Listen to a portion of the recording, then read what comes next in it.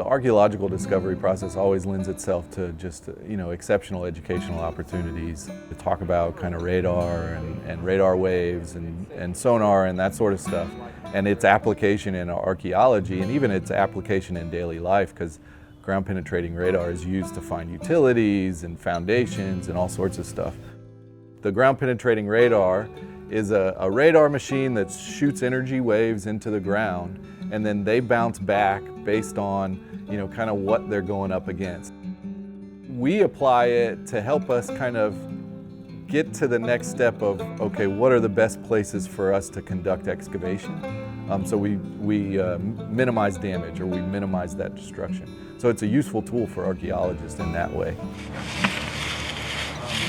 We're taking shovels to try to further identify those past disturbances or those grave shafts, and then we'll start the documentation process, and we use lots of different elements to do that. Photography is one way to document, also hand-drawn sketch maps of what we're looking at, and then we bring in some of the sort of technical equipment. GPS devices and then total stations to give us more detailed and refined mapping of the operation areas that we open up. From that point, the archaeologists will kind of put their heads together and figure out that where they want to test excavate, so where they want to place a test unit.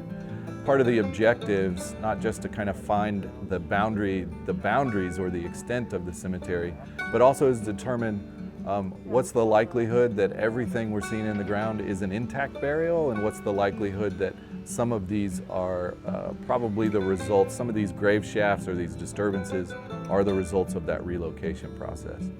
To become an archaeologist, you've really got to have kind of a feel for a lot of those technical aspects, but then also able to really have a feel for doing research.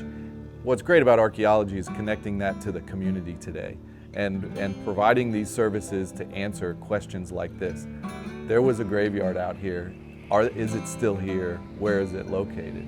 It puts a community's mind at ease.